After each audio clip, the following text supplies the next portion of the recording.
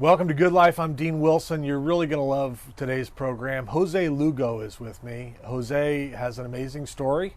He and his brother have started something called We Are All One Story.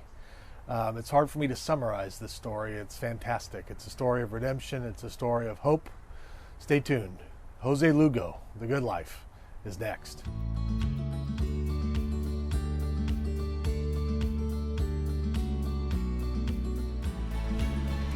Welcome to Good Life. I'm Dean Wilson. So glad you've joined us today. GoodLifeTelevision.org is always up. You can see the interviews from the last year, some amazing stories like we have here today. But there's the full form interviews are there, and then there's also what we call power clips, which are kind of some of the great moments and parts of those stories. So check it out, GoodLifeTelevision.org, and you can find us on social media. Today I'm really excited about my guest, Jose. Hi. Good to have you, Lugo. Thanks for having me. And this is an amazing story, and I appreciate you coming. Thank you. All the way from Denver. Yeah. So just to kind of set the table here, Jose Lugo and his brother Ralph de Quebec, who's not here with us, but we're going to be having Ralph on the program as well, are two brothers who've kind of had this amazing story, individual stories, which has become something that's called We Are All One. And I want to get to that in a second. But Jose, maybe just start with kind of your upbringing, kind of where you came from and kind of what your road was like. Yeah, I mean, I grew up in the inner city of San Pedro and Wilmington in the county of LA. My parents divorced when I was 5. After the divorce, you know, my household became a very dysfunctional household. And I grew up with a mother who was an extreme disciplinarian, and that was her way of, you know, quote unquote, showing her love. And, you know, from a young age, I think that when you experience abuse at a young age, it taints your heart, and it changes your worldview, and in a lot of ways, it yanks your innocence from you in a premature way. So that happened very young, and that eventually spilled over into my early adulthood. You know, I ended up joining a gang when I was 16, and the violence that I saw within the gang was not too different from the violence I saw at home. It felt like home. It felt like love. I didn't know any better. I ended up going to prison when I was 18 and a half. I got a 5-year sentence for multiple robberies, and there was just more of an extension of the turmoil and the violence and the dysfunction that was in prison, but also that was really just all I knew in a sense.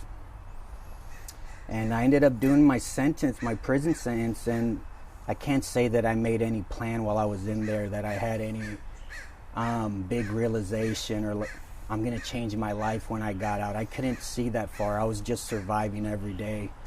But during my time in prison, I was able to forgive my mom because I did hold a lot of resentment towards her, and I blamed her for a lot of things, you know.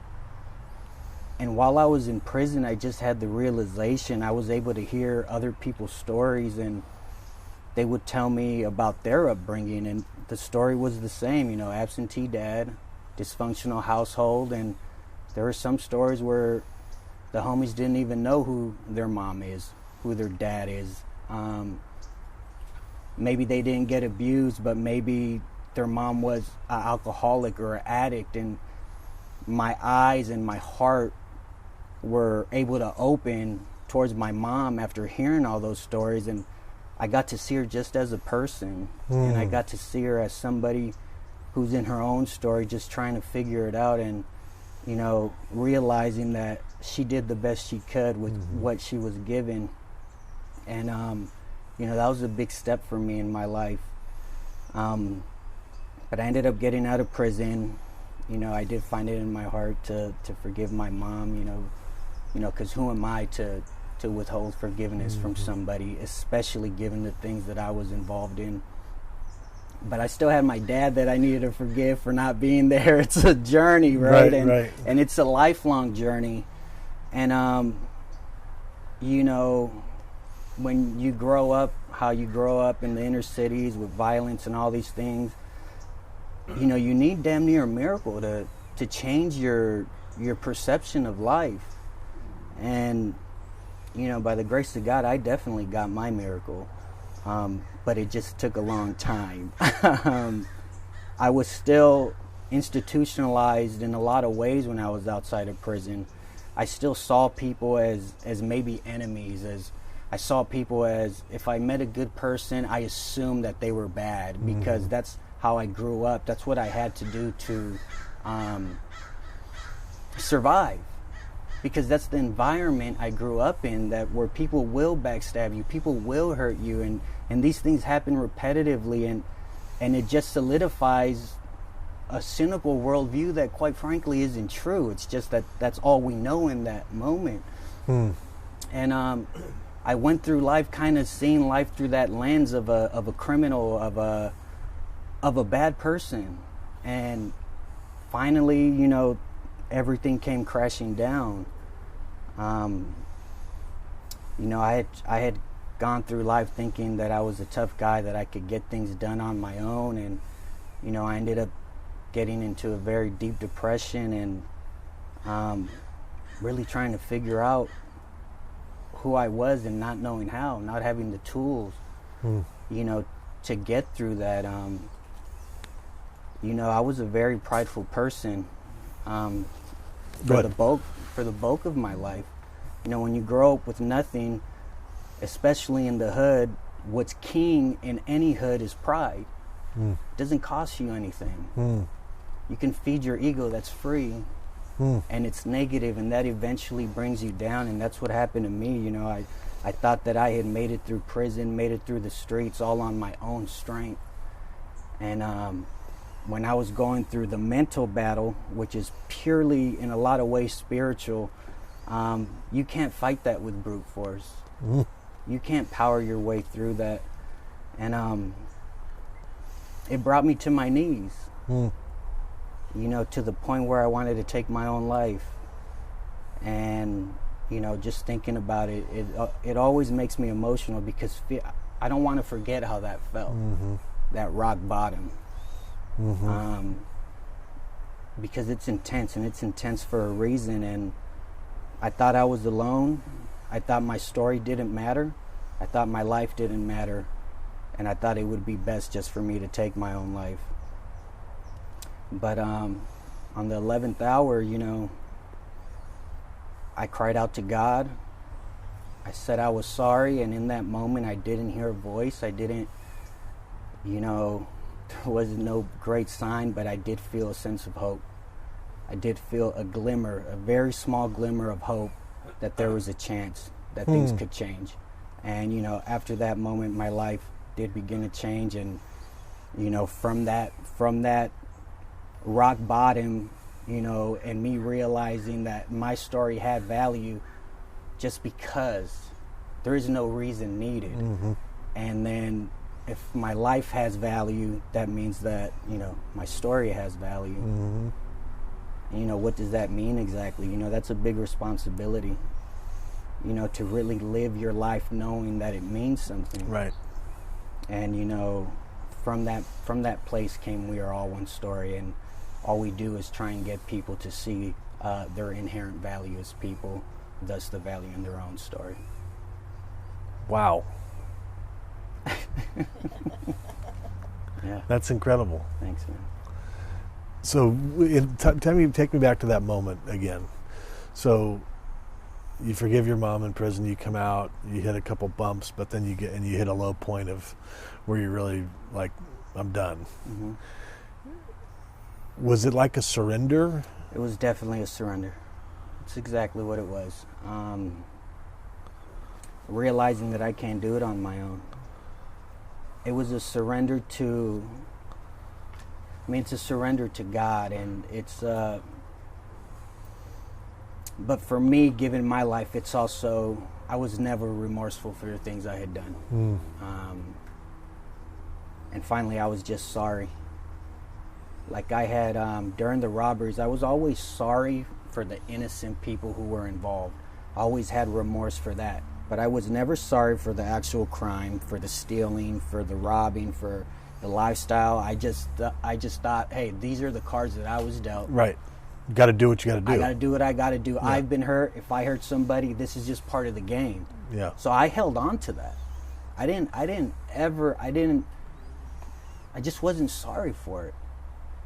And finally, in that moment of surrender, I had to admit that the entire way that I had lived my life was wrong. And that is a hard realization. And the only way to move forward from that, you need a catalyst. Yeah.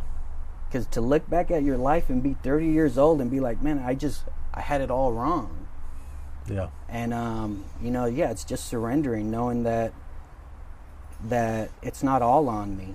That all I have to do is, and it's hard. I mean, it sounds, it's dynamically complex what's happening in that moment of surrender.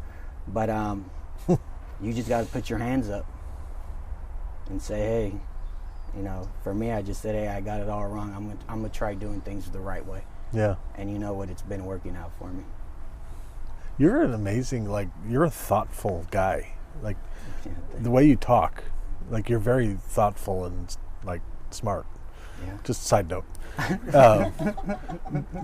Hearing you talk, it kind of it reminds me. I think it's in Ezekiel, or I forget where it is, but it talks about I'll take your heart of stone and I'll give you a new heart. Yeah. Well, yeah. That kind of sounds like what happened to you. Yeah, it makes sense. It makes sense. Yeah. It's like a heart transplant. Yeah, it makes sense. But it changes everything. So while all this is happening, your brother, Ralph, goes off to war. After 9/11, Ralph joined. We have to rewind. He joined the military, joined the Marine Corps after 9/11. So when did he lose his legs? He lost his legs about 7 or 8 years ago. And his life went a different trajectory. I think when you grow up in the hood, the girls go to college, the boys either go to fight for their country or they go and fight for the hood, and they either go to prison or they get hurt overseas, and it's a story we hear all too often. So, mine and his stories kind of did go that way, and he ended up losing his legs. Is he in Iraq, or where was he? Lost him in Afghanistan. Afghanistan. And where his story and my story came back together was, which is kind of a cool story in and of itself. I was in Texas, and he had called me, and he said, yo, bro, I need a roommate. And he was married at the time, and I had just broke up with my girlfriend, so I'm open for whatever, but it's not making sense to me. I don't feel comfortable being a roommate with you and your wife. So right. It just went in one ear, out the other. He ended up calling me again before the turn of the new year, before the turn of 2017, and he said, bro, I really need a roommate. And I said, well, what's going on? He said him and his wife are having problems. She's going to move somewhere else, and he wants to try to pursue his dream, making the U.S. Paralympic sled hockey team. He wants to win a gold medal. And I'm on the phone. I'm like, let's go. Let's do it. We literally booked a flight that day, got on the flight a few days later, flew into Denver, looked at a bunch of different places. The last place we saw, we signed the lease. We moved back to our states, packed our stuff, and drove to Denver.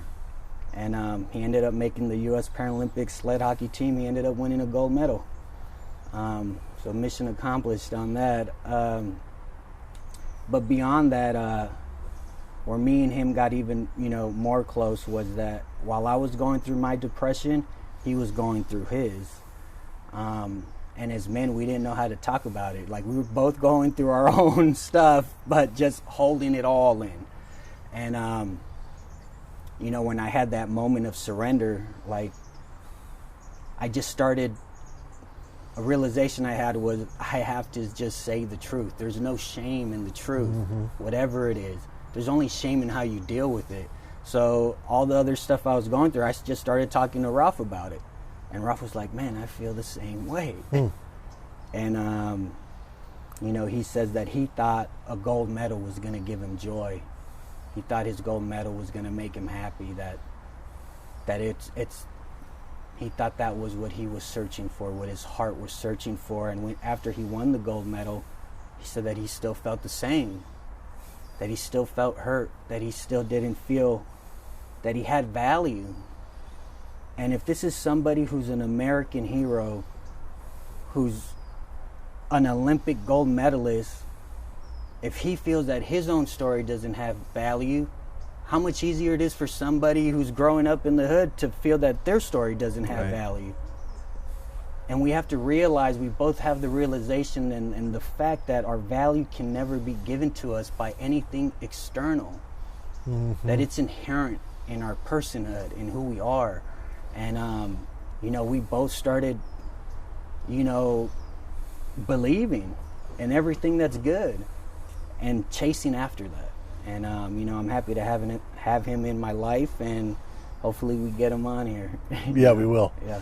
So he loses his legs in Afghanistan, and you went to prison, and then you end up in an apartment in Denver, Colorado, talking to each other about life. Yeah, exactly. Brothers. Exactly. And how did you think of, where did this "We Are All One" story come from? Well, it just came from that place where, I had hit that rock bottom. I thought my story didn't mean anything. Once I refound the value in my own story by just remembering and believing the simple fact that my story matters because I matter as a person. And, like you said, you need a heart transplant. I just think that's what happened. But, how do we put that in action? Yeah. How do we put what we believe in action? And, I just thought about it for a while in my head, man, how can we word it? How can we put it together? How can it be something that we believe in? And it's just, when you're creative, I kind of just let the things float like a soup. And just one day I'm walking and I'm thinking we are all one story. And to me, it's a true statement, and we rolled with it, and it took a life of its own. Yeah. Story, at this particular time in our country and in the world in a lot of respects, but specifically this year, a lot of people don't feel like they matter. Yeah. There's a lot of depression. There's a lot of suicide. There's a lot of anxiety. We're seeing that come to the surface. Yeah. So we're going to push this interview out all over the country. Yeah. There's somebody watching right now who's where you were, who's thinking, it doesn't matter. I don't matter. I got dealt a bad hand. Yeah. Life sucks. There's no hope. Yeah. What do you say to them? There's always hope. The hardest part is believing. How do you get somebody to believe? And to somebody who feels that their story doesn't matter, it's simply not true. You know it, we all know it. That person knows it. But accept the responsibility of being a person as well. Mm-hmm. Rise to the occasion. Like, we're here, we have something good to do. So find out what it is that you love to do and start doing it. Mm. You matter. Yeah, Everybody matters. Yeah, definitely. What was jail like? Oh, man. It was hell on earth, quite frankly. And it's a hell that's created by ourselves.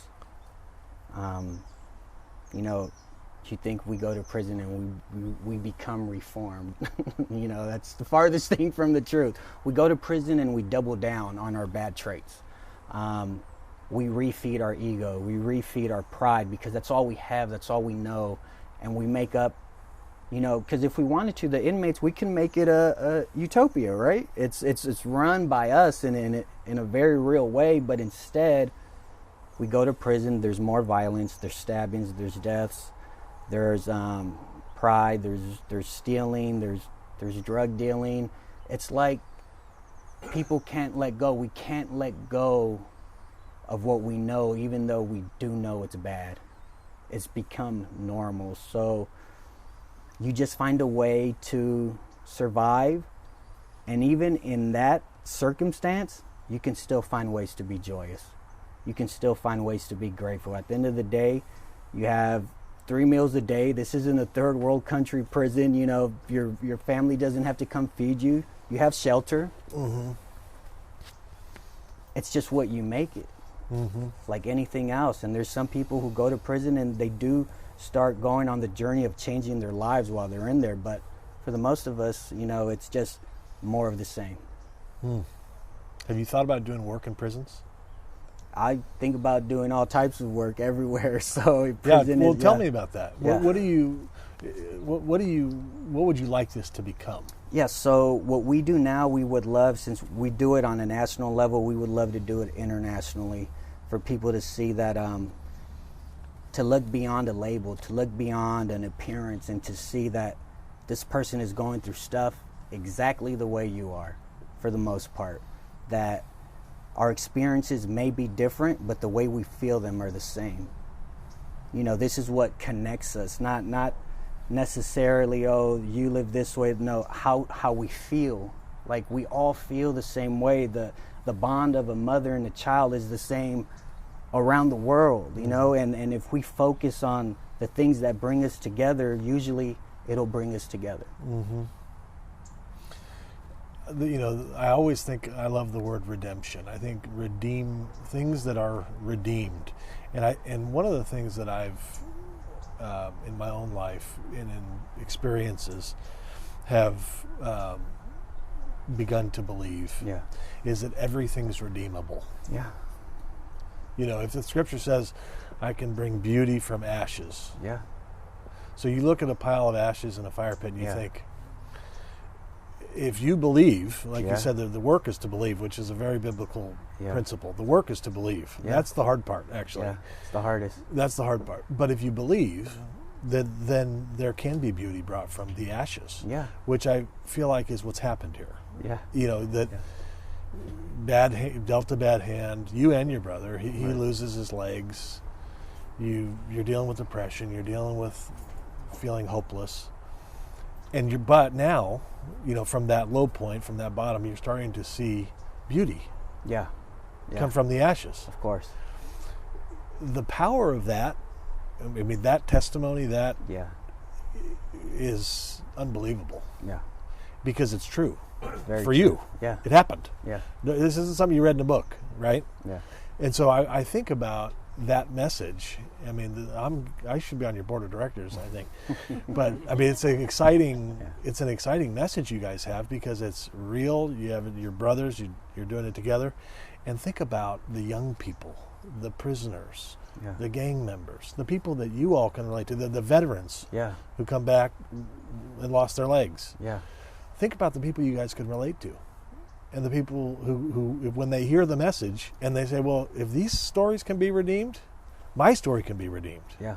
I mean, isn't that kind of the thought? That is. It's very exciting. Yeah. And we know it to be real. You're right.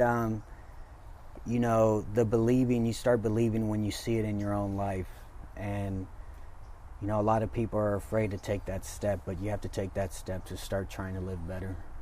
And, you know, you got to be okay with what happens, and usually it's good things. And have you become good at doing that no matter how you feel? Doing the right thing? Doing the right thing? Yeah, there's no other way. I don't care how I feel. I'm doing this. Yeah. I mean, is that kind of how it's... It's exactly how it is. You know, I have the advantage of knowing what doing it the wrong way feels like and looks like. I know that it's very real. The consequences of living life the wrong way are very real. And it's insidious. You think you're getting by, but you're not. Eventually it's going to come for you. And Did you ever have a relationship with your dad after all this? Yeah, that was the journey. I ended up forgiving him. You did? Yeah. You know, I ended up after I got out of prison, I was back in LA for 2 years, and, you know, my dad had always, even though he wasn't around, he had always said that if ever you need a getaway, you can come with me.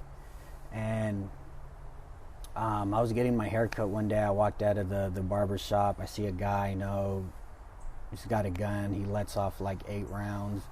My friend gets skimmed in the head. He's bleeding. And I was like, man, I got to get off my parole. I don't think I'm going to make it off parole if I don't do anything. So I took my dad on that offer, and I lived with him for about 3-4 years, and we had a lot of talks, and we cried together, and I just saw him like I ended up seeing my mom like another person going through his own story. And he's got his own story. And he's got his very own story. For me, the hardest part was forgiving myself. I didn't know how to do that. And to be honest, that's where the surrender comes in. How do I forgive myself? Who am I? Like, how does that work? Especially when you've been a part of the things that I've been a part of. And, for me and my story, I needed to go to God for my life to change. Do you feel forgiven by God? 100%. That's beautiful. Yeah. This is incredible. Thanks. I'm a big fan. I'm in. Whatever you need. I'm in. Jose's book, Jose's memoir is coming out. Yeah. Love, Faith, and Violence, a true song and story, set to be released this month or soon. End of the month, yeah. End of the month. We're going to buy some copies.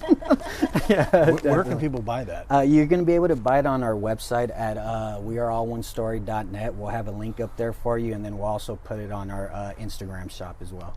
Awesome. I'm going to read it. Awesome. It's great to meet you. Great to meet you. Congratulations. Great story. Awesome. Thanks for coming. Thank you. We'll see you next time.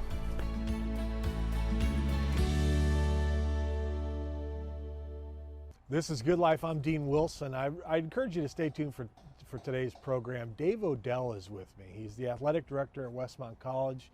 He's also an entrepreneur, a businessman, and he's just got a lot of great stories and thoughts to share. I think you're going to really enjoy it. Dave Odell is on The Good Life, coming up next.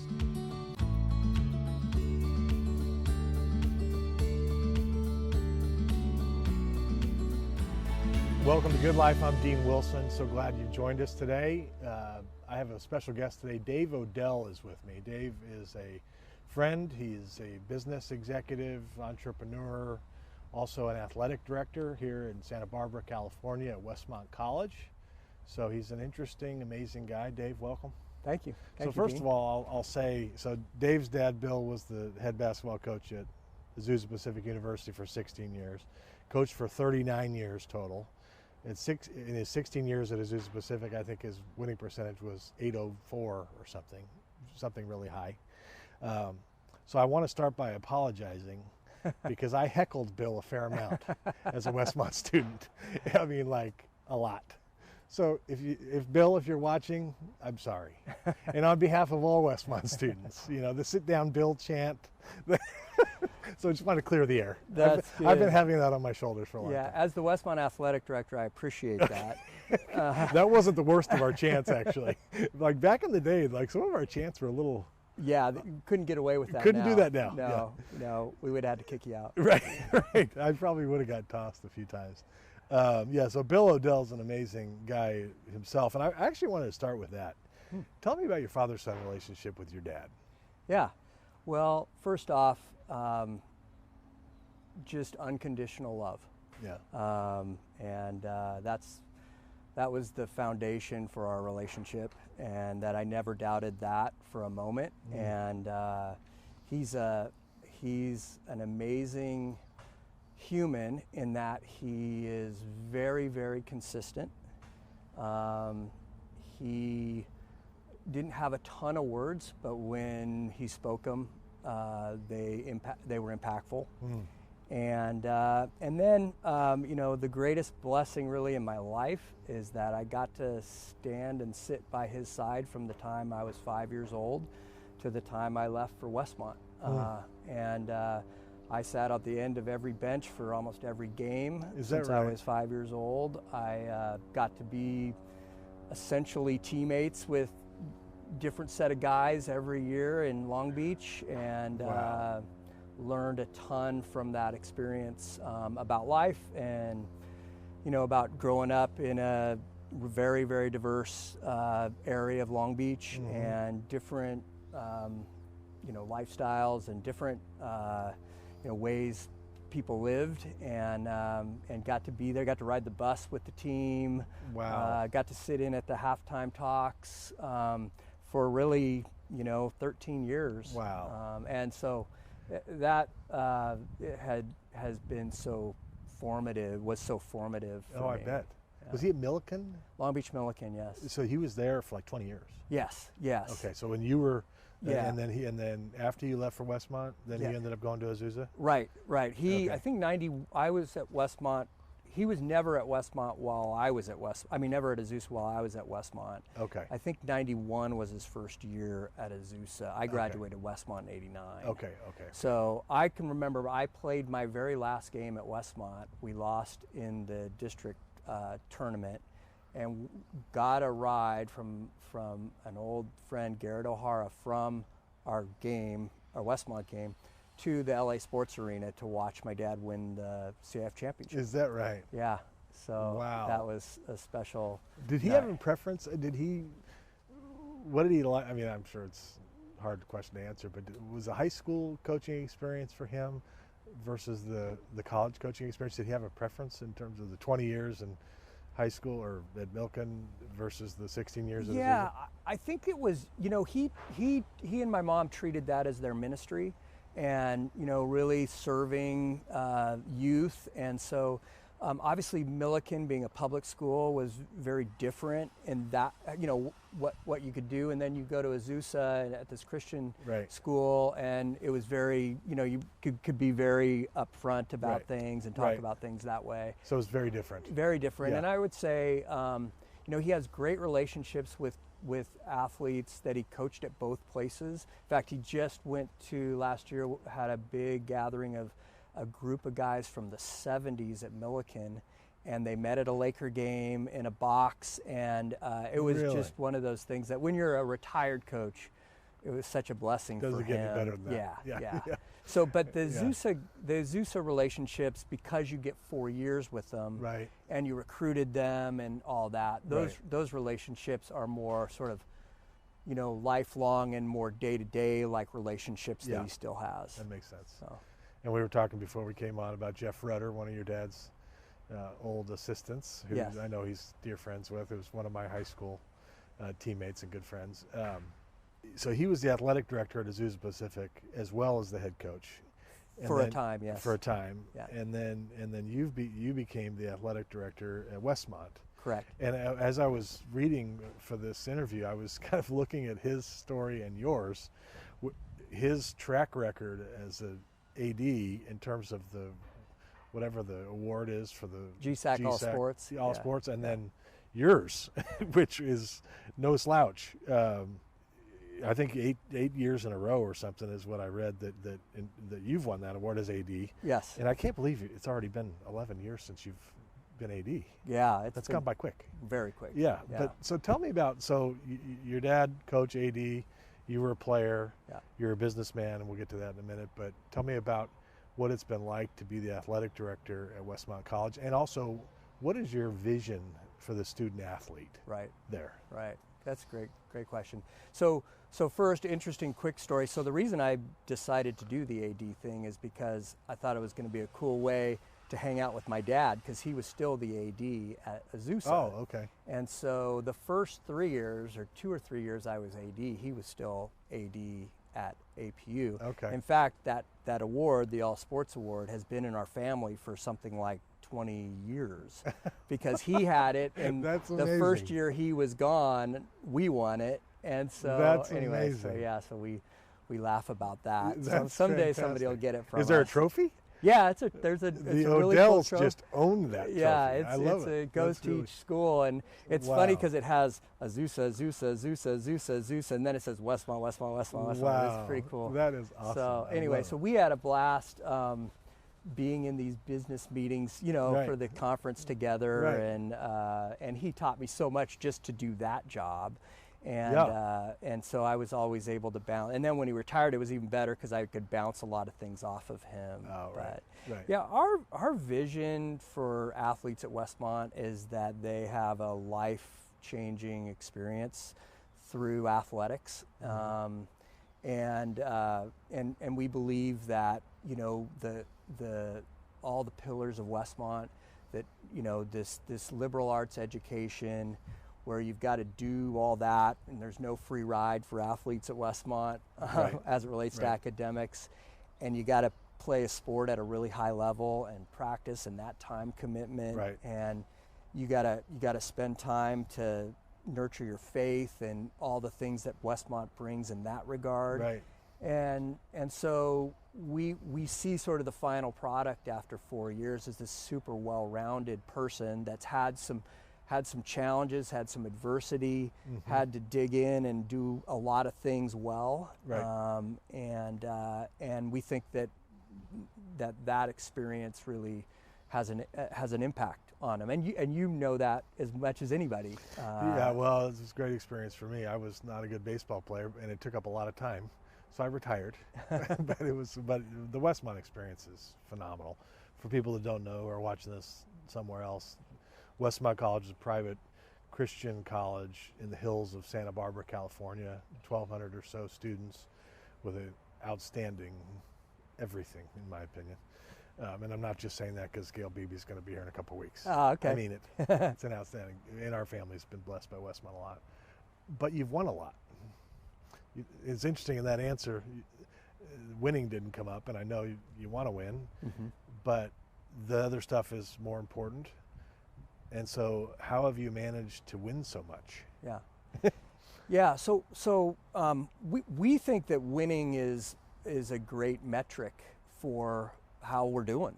If we're doing things well, we're going to win games. One of the first things I did being a business guy is I created this giant spreadsheet, and I wanted to see what our win-losses were as an entire program, all sports. And when I became AD, we'd won 41% of our contests the previous year.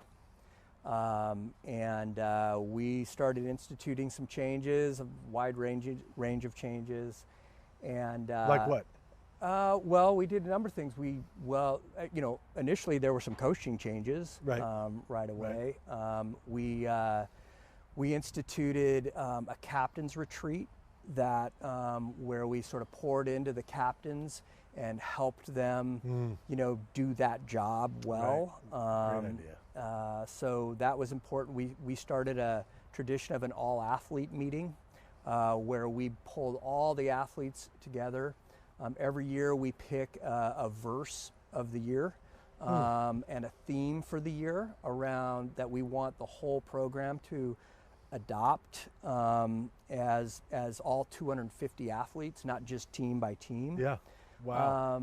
And we really talked a lot about each team supporting other teams. So we came up like with brother-sister teams. We did some things like that, and we got each team cheering for each other and feeling like part of something bigger than just their 12 guys on a basketball floor or 30 guys on a baseball field. That they actually could have an impact on how the school did in total. And so I told my coaches, I said, I don't care where the wins come from. They can come from women's soccer, men's basketball. I just want wins. And so if your program is going to get wins, that's showing me that the metric is right. And if you're doing it in the right way, of course. Right. So that first year we won 41%. The first year we won, like, we're right at where we were before. It was a rough first year. And then it just started creeping up. And so now it's interesting because we're always flirting around 75%. Really? Yeah. And the last probably 3-4 years we've been in the 75% range across all sports. Obviously That's you can't amazing. take into account track cross country because they don't do head-to-head stuff. But you're pretty good in track country. But those are good too. So yeah, Russell Smelly. Yeah. So wow. So anyway, so that kind of focus on the full program versus these little siloed things. That's fantastic. Yeah, I So think. you had kind an of impact. viewed it as one collective program, Yeah. not individual teams. Correct. That's really Yeah. smart. I think our coaches also appreciated that, and there's a great camaraderie within the staff. Is there? And they support each other. And now that we have some older coaches and some younger coaches, that relationship, those are really cool relationships that are developing. And That's really good. yeah, so there's a lot of like informal mentoring that are going on right now in the program. So it's Wow. great. And Dave Wolf still there? Dave Wolf is still there and Coaching won a legend. conference championship last year. And Yeah. And how many, is he 32 years or something? I think it's in that range. He and Smelly, I've lost count. of Smelly's how- he might be in triple digits. I don't even know where Smelly's. And you mentioned the name Russell Smelly to people. It's amazing. Yeah. What people just, the respect he's earned over time, Oh, and yeah. the impact he's had, and Dave Wolf and John Moore and of course Coach Ruiz has just taken the baseball program now and lit it on fire. Yeah, that I tell a lot of people that Rob Ruiz, who was my first hire, made me look. Was he like, really? Yeah, he made me look like a a genius because Right. that you got program. him from Azusa, right? Well, so that's the thing is all I did to get him was I picked up the phone and said, "Dad, I need a baseball coach," and he said, "I got a baseball coach for you." Is that right? Because he was the associate head coach at Azusa. Oh, he wasn't the head coach. He was the associate head coach. Yeah, under Paul Svagdis, who's still there. Oh, okay. But your dad knew about him. Well, yeah, because he worked under my dad. Yeah. Wow. Yeah. So my dad said, "Yeah, Robert's ready for a head coaching job," and we had a full search, but he nailed it. Yeah, And he was the one. yeah, he's the one, and he's really progressed.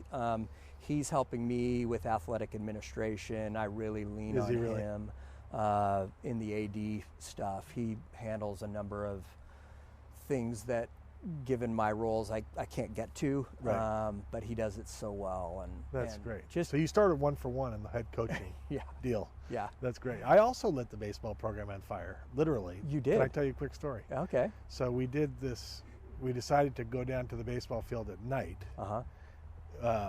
and douse baseballs in gasoline, put them on the tee, and then hit them.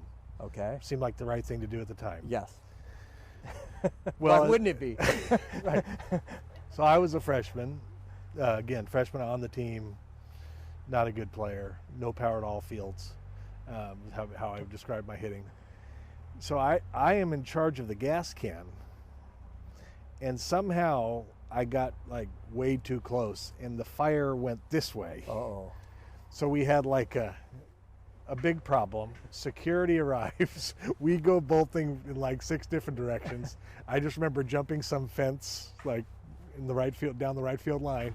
So I lit the baseball program on fire also, Yeah, like Robert, you did. just in a different way. That's great. Yeah. Who was That was your the highlight coach? of my baseball career Was that Kirkgard night. your coach? Kirkgard was my coach, the Okay. great John Kirkgard, who Yeah. I'm still good friends with to He's this a day. great guy. Legendary, wonderful man. He's been so supportive of Robert. I Has he? think that's had a huge impact on our program too. Oh, It's that's just great. the support that we still get from John. He's That's- so loved. And He so is. when I was playing basketball at Westmont, all my buddies were baseball players who played for Kirkgard. Oh, really? So I went to every baseball game. So I love John. Yeah, too. John So, Kirkgard's a great guy. Yeah.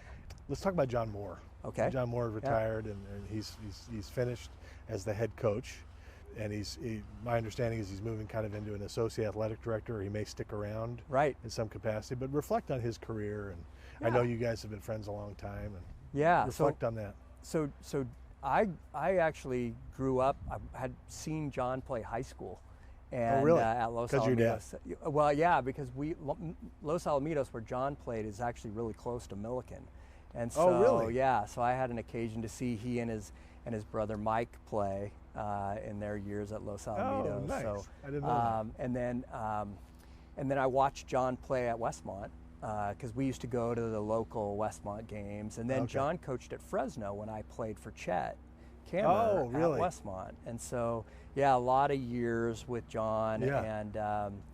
And I think there's a couple things that, there's so many things, but there's a couple things that really stand out to me about John is just one, his relationship with the community. And I don't mean just the Westmont community. For one, he's loved by the professors. And he's a coach that just really embraced that faculty coach model and really, I think, helped the athletic department and helped me as an AD in terms of credibility with the faculty, because there's always a little bit of tension between athletics and the faculty. And John, I think, was instrumental in sort of bridging that. Russell's another guy who fits in that category, but so I would say that. And then some of the things that really, I think Westmont stands where it does in this community in terms of the greater Santa Barbara community because of John's interaction with the community. And I don't know if you follow the Santa Barbara Athletic Roundtable, but they always have John be the last guy to speak at that lunch during basketball season, and he goes every Monday, and he just represents the college so well in that environment. And like the people just eat it up, but he also does a great job of sharing what's special about Westmont to the greater Santa Barbara community. And if I had to pick one thing that I just think will go beyond what he accomplished as a coach and what he accomplished with certain players and so forth, it would be that he really did sort of help Westmont. When you think about it, he outlived a lot of presidents at Westmont. And so his name and face in the community was the Westmont coach. And so what a great ambassador he was for all these years in that regard. So true. So true. He was here a few weeks ago. We had a great time reflecting and talking about. I loved that episode because I loved when you threw out names and he was coming up with each one. That was good. And then the Jeff Azen, he almost brought me to tears. I'm just talking about A's. 26 years together. And just that story. That's just such a powerful story of, on Azen's part of kind of just servant's heart. And just the way that they, love each other. It's powerful. Well, so that's all on the Westmont athletic director side. I want to talk about your career. I want to talk about, let's start with Medbridge. Okay. And when I was, here years and years ago, it was always Dave Odell was associated with the Tynan Group. That was the name in my head. And now it's Medbridge. But tell us, I read a little bit about Medbridge, but for somebody who's watching, what does Medbridge do? Right. So what we do is we partner with surgeons, physicians that specialize in surgery, and we develop and then partner with and develop and manage outpatient surgery centers. So imagine a doctor, needing to do your ACL reconstruction because you blew out your knee playing basketball. Most of my centers are orthopedic in nature. So my partners are mostly orthopedic surgeons. You've probably heard of Dr. Ryu locally, is a well-known surgeon. So I did my first surgery center in Santa Barbara at called Summit Surgery Center, right across the street from the hospital. And we did it because the doctors wanted to specialize their surgical environment. And instead of going to the hospital where you've got all different kinds of specialties going on, and you might be doing a hernia repair at 8 o'clock, and at 9 o'clock an ACL, and at 10 o'clock some heart procedure. They wanted to be able to specialize, and they wanted to be able to buy the highest tech equipment. They wanted their staff in the operating room, the tech, the circulating nurses, to be specialized in what they did. So it was, at the time, this was late 90s, there were only 400 surgery centers in America, and now there are 5,000. Is that right? And in fact, Medicare has really leaned on the surgery center industry to reduce the costs in the Medicare system. So in fact, over the last couple of years, we're now doing total joints in an outpatient setting for Medicare patients. Wow. And we've played an instrumental role during the pandemic because surgeries haven't been able to get done in the hospital because they've been saving beds. Right. So COVID. we've actually been taking on more cases at the surgery center. Wow. And so my company, Medbridge, we put together the doctors who partner together. We develop the surgery centers, and then we hire the staff, and we manage it. So we do all the business function, all the billing and the collections and all the Medicare certification, all the state and federal guidelines following, and then the surgeons just schedule their cases and they do their surgery. And from a business model standpoint, we get a facility fee just like the hospital would get a fee. Yep. And it's an opportunity for the doctors to make a little more money because they're partners in the entity.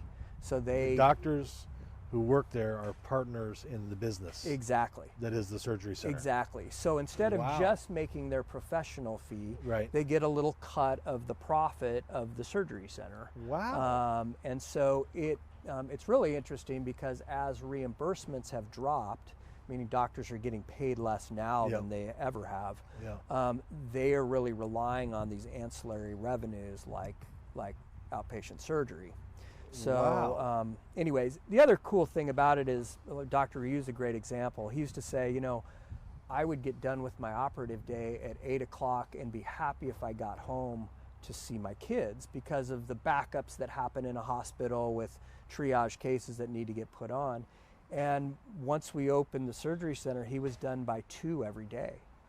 And it allowed him to have a little more balance in his life, and all that. So interesting. So that's the business. We have 15 different surgery centers that we are partners in or provide services to across California. But they're not called Medbridge. They're all named separate entities. Okay. They all have different ownerships. We're the sort of the operating group. I see. And we're owners in most of them. And so it's an interesting business and one that I've sort of stumbled into. I was going to ask you, how did that happen? Well, so I'm a CPA by trade, Right. so I had gone that route, and about switching careers. I do. I did love it, and John Tynan, my current partner, asked me to come help him with Tynan Group, which he had just started. And one of the things that we did was we bought a building by the hospital just as an investment, and it happened to be occupied by a number of orthopedic surgeons.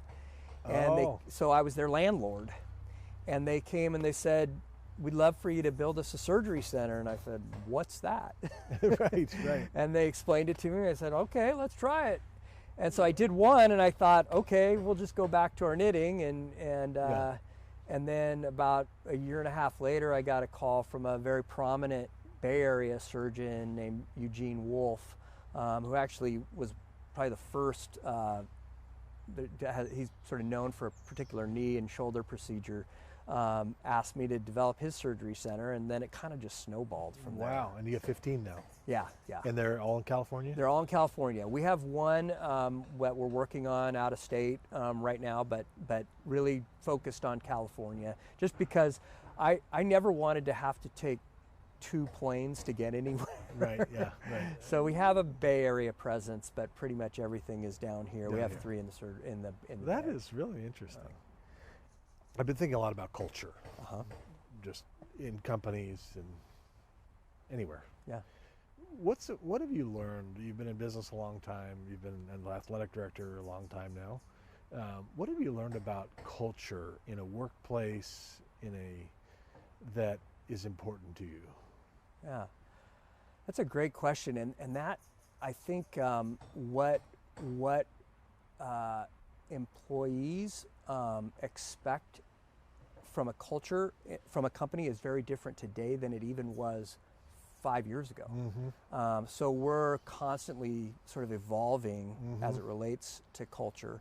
I think that one thing that is for sure, and I think long-term wise, is I've tried to build culture around service.